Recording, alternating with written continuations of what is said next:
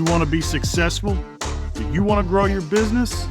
Do you want to dominate the day?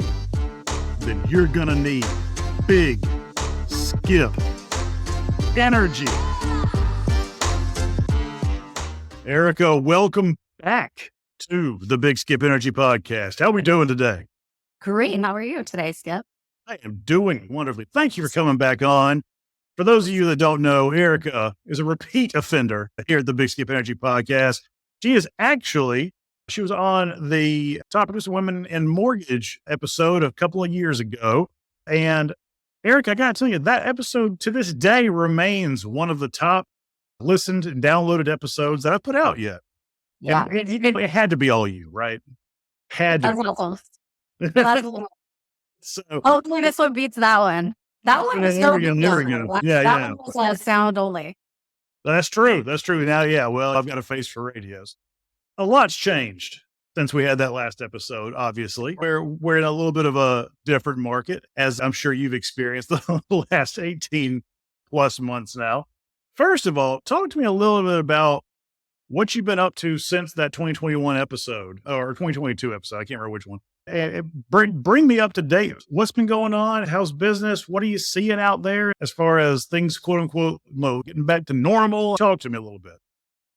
All right. Well, what is normal anymore? I don't know. I don't know how to answer that one. Right? But I'll say that since that last episode, I transitioned out of direct lending. I went over to the broker side. That's the good. Love it here. Wish I did it sooner, but I'm glad I had all the experiences that I had before.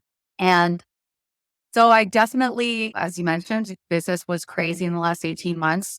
Fortunately, I've been seeing a huge increase in applications. January was a good month. February is going to be better than January. So we're definitely see production increasing, which is great.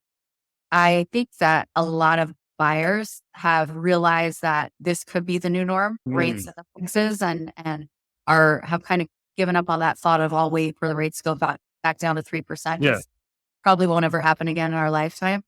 So we get creative. We figure out ways to help first-time buyers get into mortgages that might have lower payments in the first few years, things like that. Everybody's different though, as you've got to talk to your client and see what the most important thing for them was.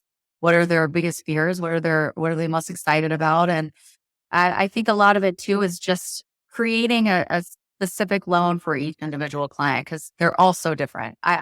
No two loans are ever the same. They're like fingerprints.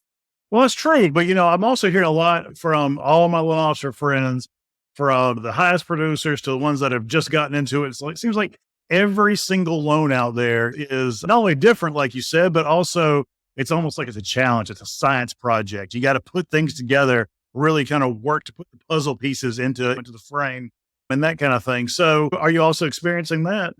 For sure. I like to find out I do a good amount of non-QM loans, which too, if anyone's watching that isn't familiar with that term, not non-agency loans. So I'll do bank statement loans. One of the programs I'm pushing a lot right now is a loan where self-employed buyers can use just their 1099 for their qualifying income.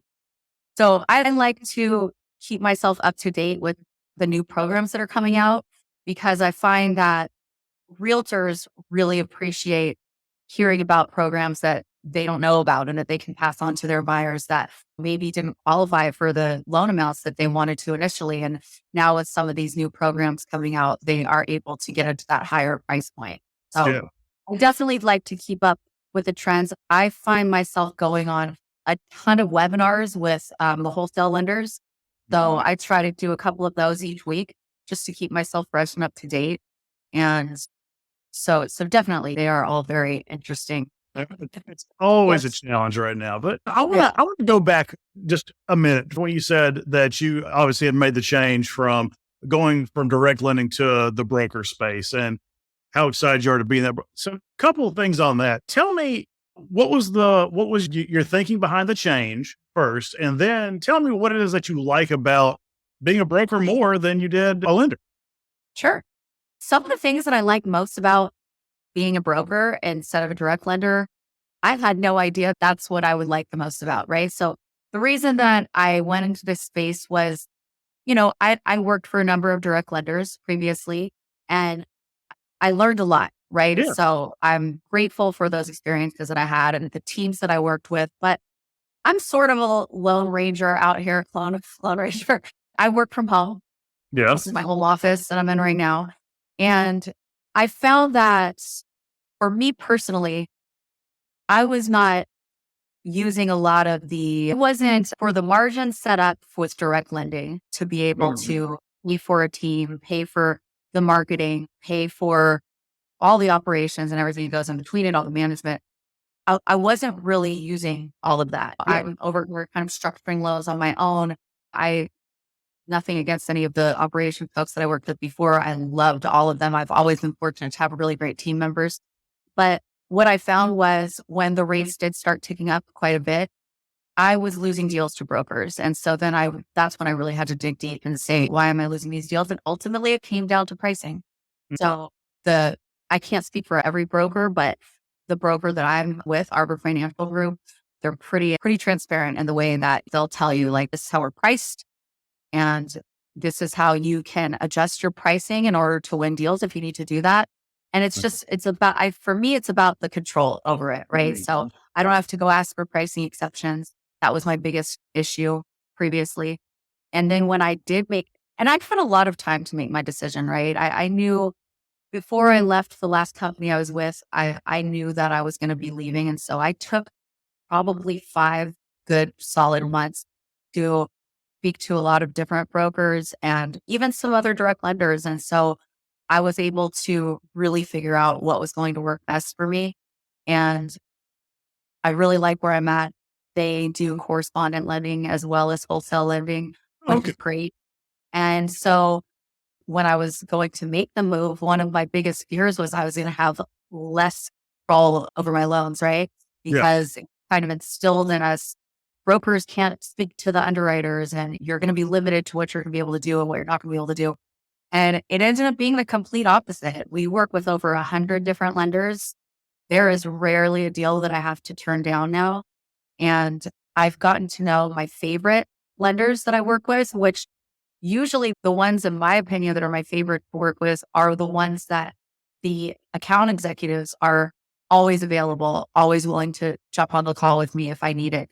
And it's got to the point now that I've been there it's been over a year and a half now. And I've gotten to know even some of the underwriters that I consistently send deals to the same lenders over and over. So now the underwriters will pick up the phone, they'll call me just like the underwriters that I worked with at the direct lenders would do. And so I've gotten into a really good groove. I've got an amazing processor. We work really well together. She's just like me where, she'll work over the weekends if she needs to. And she's all about meeting her deadlines, which that's what we have to do because our reputation is what's going to get us that next deal. We're after those referrals. So So if I'm hearing you right, then it really boils down to personal preference and what you as an individual loan officer really either needs or wants is kind of drives whether you think you'd be best fit in the broker world or the lender world. So that's obviously in our industry, that's an ongoing debate. So which one's better? And I think it really does boil down to personal preference. Like you said, if you're somebody that utilizes a lot of the ancillary services that working for a bank or a lender really offers, that's great. You know, it may be worth it. But if it's just you out there and you're really more of the entrepreneurial set, you need that margin, right? So it does. That makes a lot of sense. So some people really like the freedom, and it sounds like that's you. So and it is a transition. I hired another girl that came over from the direct lender world, and it's hard at first when you're making that transition, when you're submitting a deal and then you got to choose, you're going correspondent or you're going broker or wholesale. And so there's different ways that you've got to do that process. Broker now, everything's going to be going under the broker's name, whereas correspondent lending, everything's going to go under our name. And so different ways that we have to send out disclosures, different ways that we have to order appraisals. But once you are used to it and once you really understand it, for me, there's no going back. Now, I will say that I've seen some people struggle when they've come over to the broker side, and it's not going to be a great fit for somebody that's brand new unless you're coming over with somebody that's going to be able to mentor you and help you throughout each step of the way. It's really for seasoned originators, in my opinion. Yeah, no, I would agree with that because if you don't know what you're doing, you're going to set yourself up for failure. Or you better have a really steep learning curve. So yeah, I get it. So I let's talk about adaptability then, because that's really what this boils down to, right? You saw that the market was shifting and your current setup didn't necessarily meet your needs. Now you're in a situation where those needs can be better met, set you up for success in the future. Um, how important is adaptability to not only for you, but for all the people that you know in both real estate and mortgage? What are you seeing as some of the most consistent ways people are trying to adapt? Because, like you said, it takes a second to make that change. Any kind of change can be tricky. So, what are you seeing as some of the best ways to try and make that as easy as possible?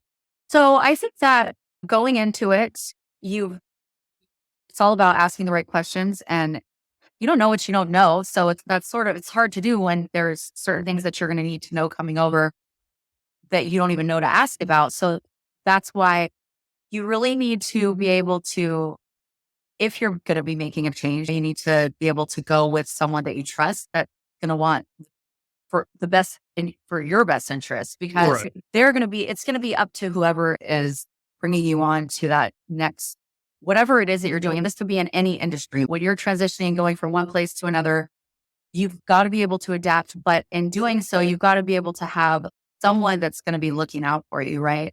And as far as consistency in anything is what I'm seeing the most success in with originators and real estate agents. So consistency in posting on social media.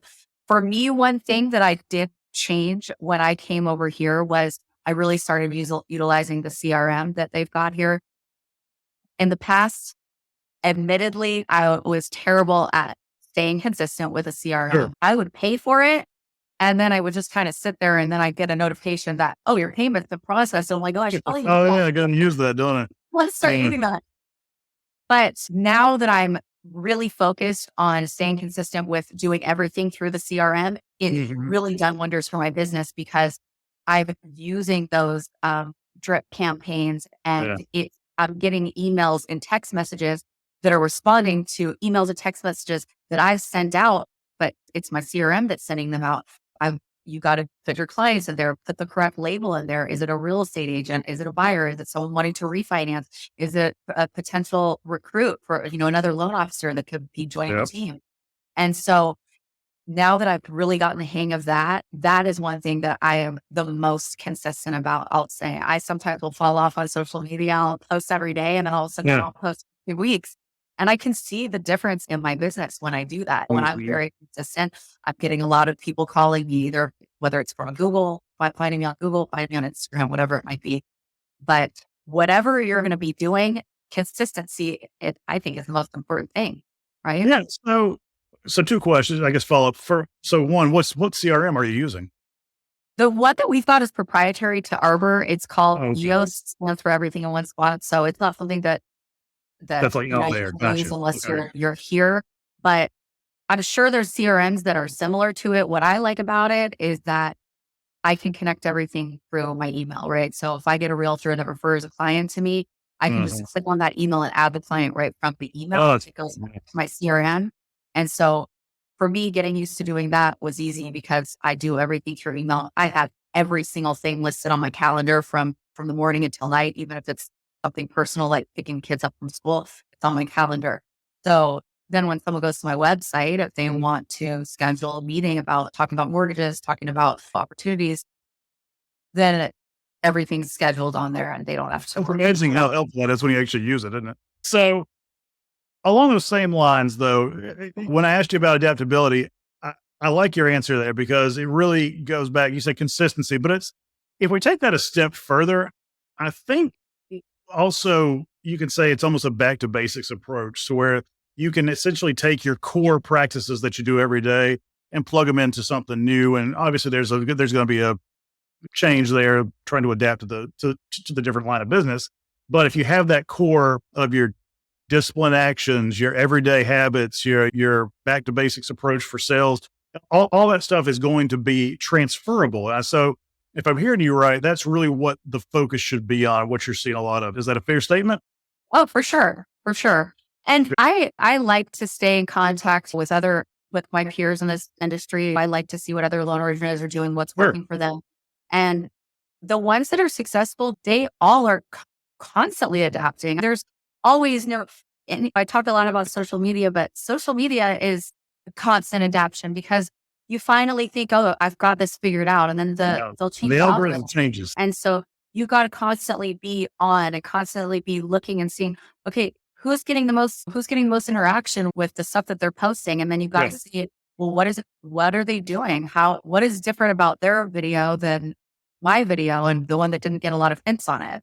So I think that the adaptability part is coming from a lot of younger originators and real estate agents, and because they're so used to doing everything electronically. They're so used to not just the social media, but doing business 100% electronically. Don't get me wrong, I still have my notepad that I write everything on.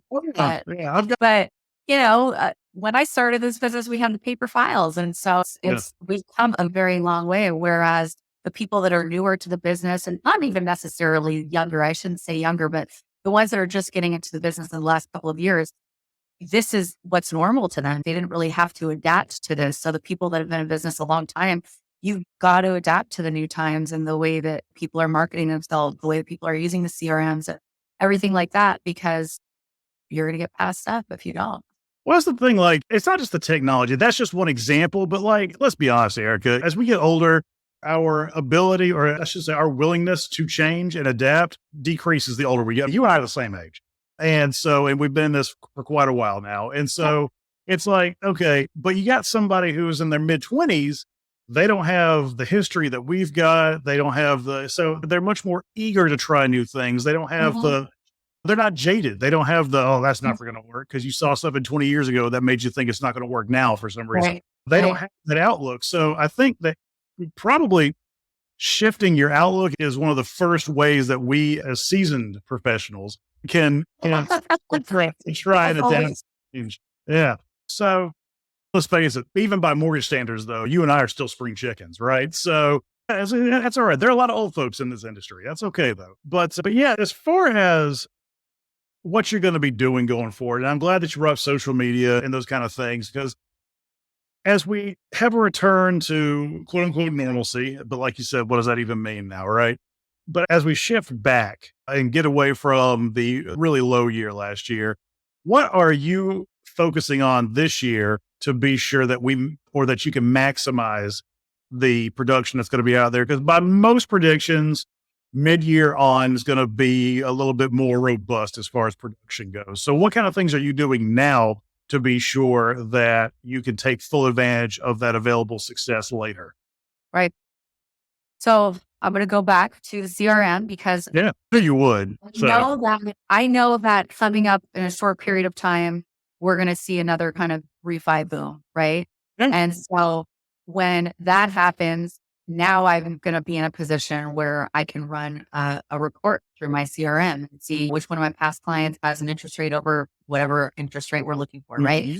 So that'll be one easy kind of review for me to do for all of my clients. And it's really ultimately we're looking to help our clients, right?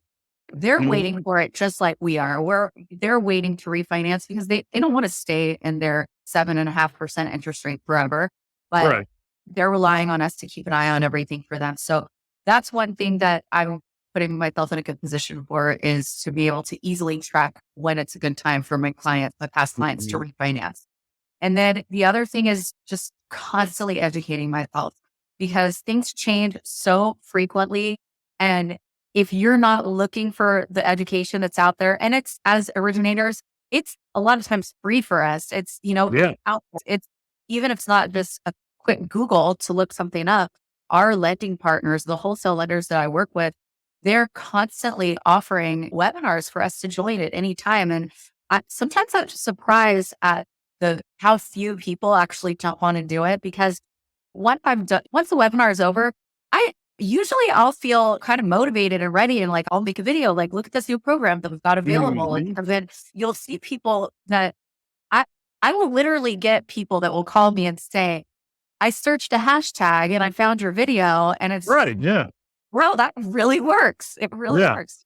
So I think just keeping yourself educated with new programs, new market trends, new social media trends, and then keeping yourself organized. That's going to be, in my opinion, the best way to keep myself ahead of the game once we start to see the market change and our favor. Well, I'm glad you brought up education because before we signed on here, we were just chit chatting back and forth, and you mentioned, say, hey, look, one of the biggest things that I've seen success with is educating realtors about temporary buy downs, and so I think that goes both ways because the more up to date and educated that you are, the better resource you are in turn to your referral partners. So what are some of the things right now that you're seeing realtors really demanding and what's really piquing their interest as far as hot topics and that kind of thing that you're saying that whenever your referral partners call you, you're always hearing over and over again? So I like to call my referral partners, the ones that I work with very consistently. We don't even think about staying in contact with each other. They're my friends. So we'll Right. text each other and we'll always stay in contact with one another. But then if I find like something that I feel is really valuable that would benefit them and helping them grow their business, then I'll have my list of everybody that I want to call and talk to them about it.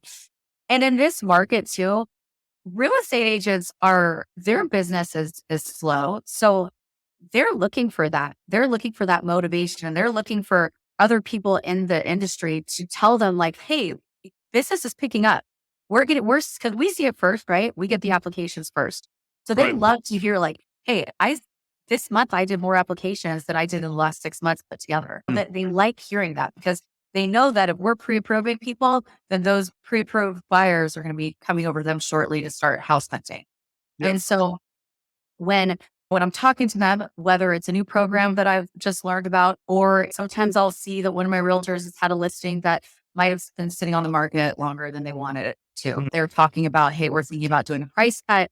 And that's when I'll bring up the temporary buy downs and how that might be more beneficial for them than to cutting a price. Let's just say, for example, if someone's got property listed for $1 million and it's been sitting on the market for 45 days and now the sellers are getting anxious. They're paying mortgage on a property that's just sitting there vacant. They want to get it off their hands. So they're like, Right. okay, well, why don't we lower the purchase price to 950? Well, if you put together a scenario for the realtors for them to show to their seller client and say, hey, instead of taking $50,000 and cutting the price, take that $50,000 and offer any potential buyers a temporary rate buy down.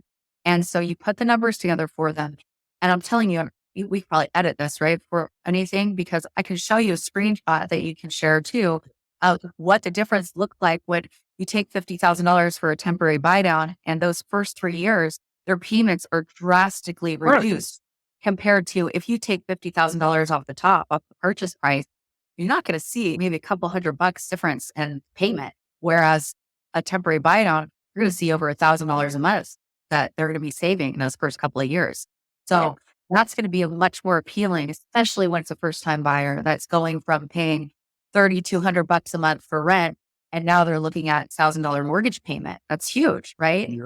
Not that they can't afford it because obviously they've been pre-approved. We've looked at all their financials Sure. and it's within their debt to income ratio, but it's psychological too, right? Just because they qualify for it doesn't mean they want to pay that amount. So showing that those numbers are a lot more appealing to potential buyers. And so then it also helps the realtor to not have to at the purchase price. And then once that happens, it kind of looks like a little bit of a stale listing and some people's eyes. And if they're offering very low ball offers and things that could potentially insult the sellers. Yeah. Well, I think that's good because that's just one good example of really partnering up with your realtors and other referral partners to try and put your heads together and say, hey, look, you know what? The path of least resistance is not necessarily going to be the best. Let's look at some more in-depth options here. And that's what really positions you as the subject matter expert.